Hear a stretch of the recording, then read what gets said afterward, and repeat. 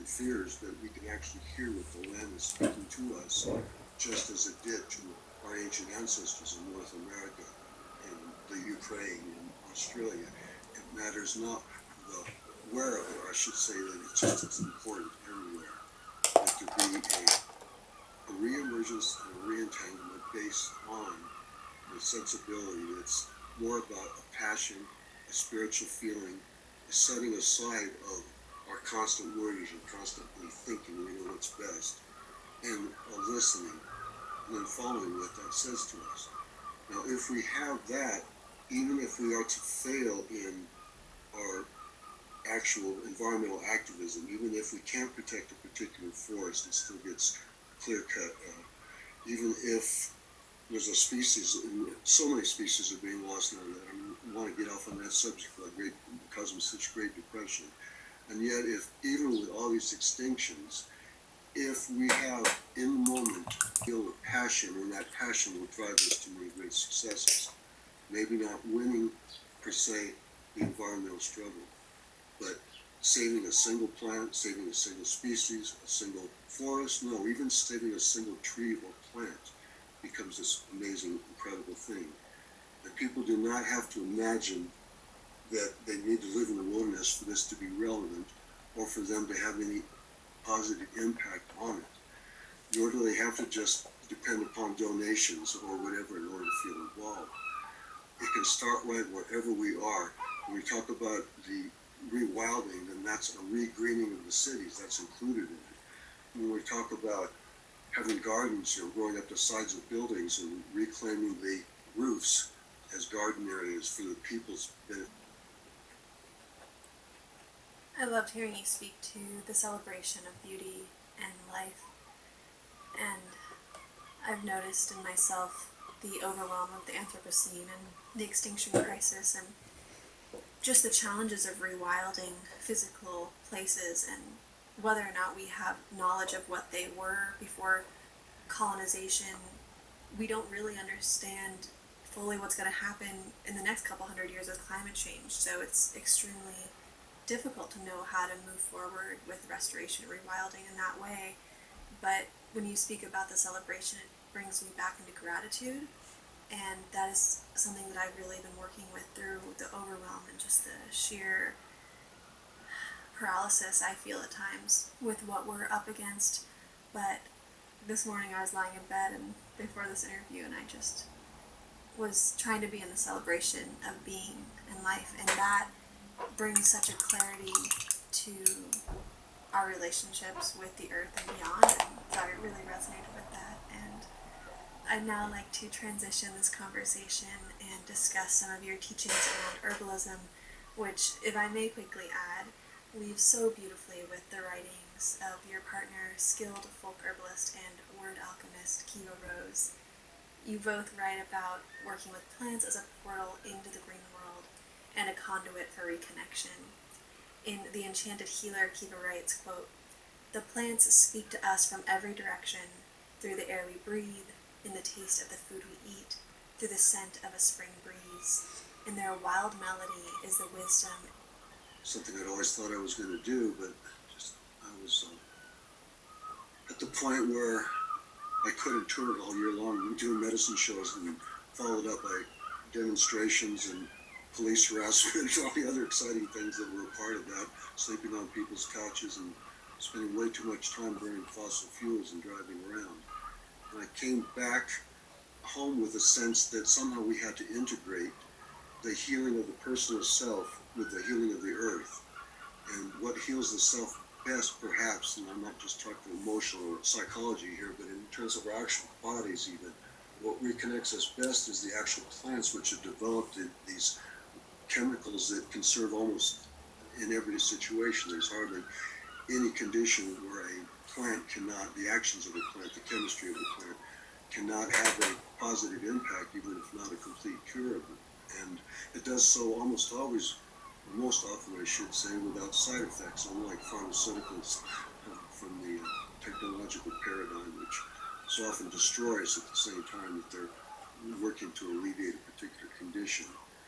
And everybody I met involved with medical herbalism in particular, they reminded me, and this just is true of the crazy ass botanists that I've met and stuff that are down there crawling around on their knees to name a new plant they haven't ever seen before. The teachers that are trying to pass on to their young students something about the joys of having a garden and eating locally grown food and healthy food, and, or an artist who, through the manifestation, through the imagery of a plant, doesn't just tell us something about the plant, but tells us something about what it means to be fully alive, what beauty really means, how things unfold one into the other, and that all becomes so alive in that moment. I, in so many ways, was brought into this movement by herbalism. Well, Occupy was definitely the spark. It was the fire starter, so to speak.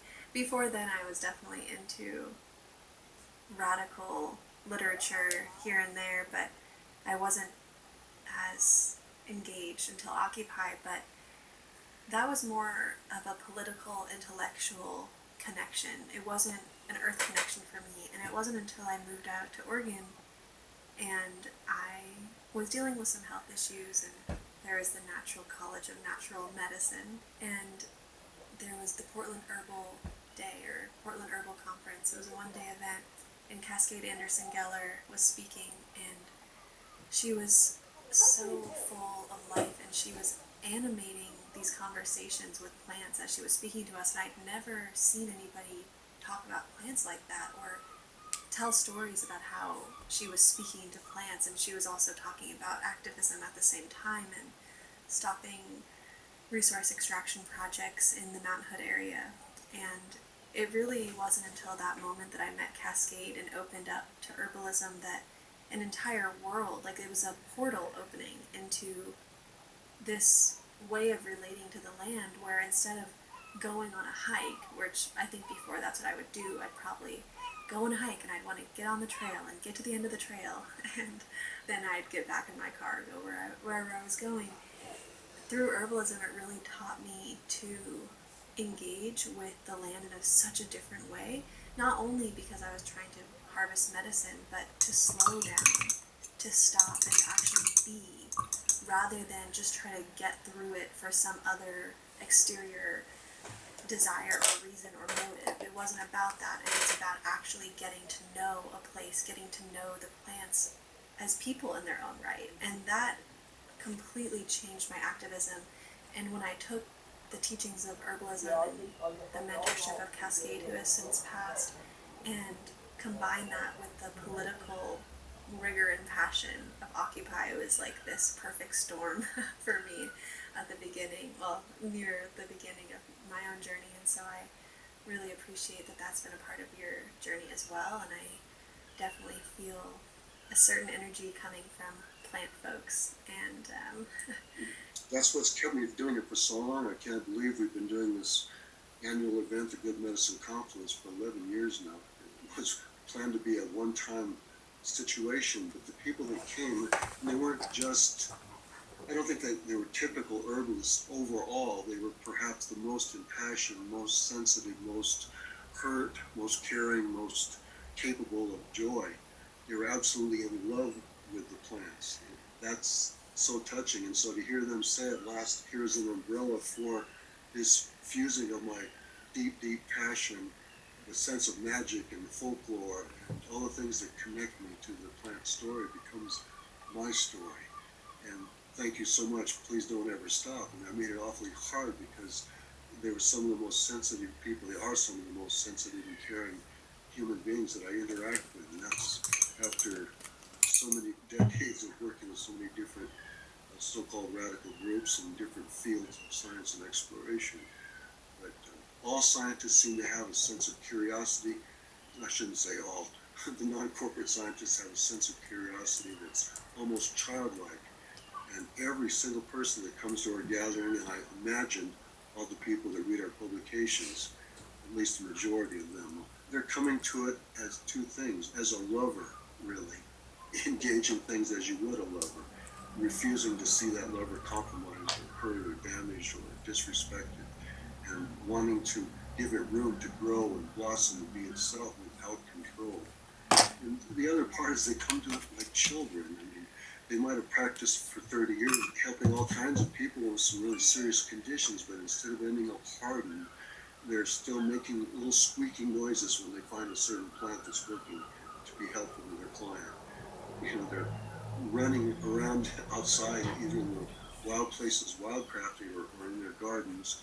They can't even open a bag from Mountain Rose Herbs without being overcome with first the smell and the sight and the texture and this physical engagement with the actual plant that can sometimes stop them in their tracks, and it might be a long length of time before they get back to their tasks, because indeed they're inebriated, they're enchanted, and bless them for that. They have shown, and I hope will continue to show, that herbs are not just a way of treating ourselves outside of the harmful medical system, but they are indeed a portal and an opening. And Kiva describes it in her own terms of her own life as it gave her back her life. It was the way that she healed her entire being, not just healed certain things, certain conditions. And that's, I think, the real joy of this, is to see not just a combining of activism, love, concern, nature, social change, to see how we all come together around a plant that to other people may seem so quiet, may seem silent or mute, and they move so slow that we just think it's a piece of fixture of the scenery rather than this active, communicating being that is indeed a relative to us, a part of us, and can help define us. It can bring us back to who we are. And that may be the most crucial thing about herbalism of all. So beautifully said. I very personally resonate with that. And I wanted to mention that one thing that I really appreciate in your writing is the way you offer so much space and patience and humble reflection around what it means to be an herbalist. And I'm sure we have a diverse audience of folks listening in today, from those well seasoned in the trade of botanical healing to those interested in developing deeper relationships with plants. So with this in mind, I'm wondering if you could share more about the practice, culture, and art of folk herbalism, and as leaders within the movement, facilitating grassroots gathering and intellectual communing, how do you and Kiva feed the groundwater of blossoming folk herbalism resistance, or renaissance? It's both. Both. I was just about to say that. I'm like, actually, both make sense. And it's definitely just being an herbalist, just taking herbs. And, I mean, before we even get into terms like what is our role, are we actually herbalists or not? Just the moment that we even recognize the value of the plants, that is already a resistance. And if we buy from small producers that are doing high quality medicines, and then we're also taking a step further because we're resisting the commercialization and basically the appropriation of plants for corporate greed. It's kind of amazing the degree to which it really is a revolution, as well as a reemergence into what it really means to be a human being. And folk herbalism, it's important to, folk too often has a negative connotation for people in terms of superstition. They almost equate it with superstition. It's what the common people did before there was science and they knew better. But that's really not what folk herbalism is about at all. It is first and foremost an empowerment, because it says that knowledge of healing, knowledge of anything for that matter, but in this case, knowledge about what plants to use, how to take care of ourselves, our families, our communities, the barrios, the ghettos, the small rural towns where there are no doctors. But we have that effect and that impact that's just huge. Mm-hmm. And when considering the ancient tradition of herbalism, I think medicine makers, crafts folks, and in particular indigenous healers have been marginalized and violently targeted throughout history.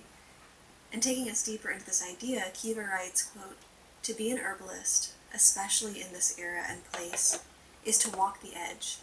These edges are important, imperative even. As herbalists, we're pushing at the borders of what's considered normal, sensible, and sometimes even acceptable within mainstream society," end quote. So I'm curious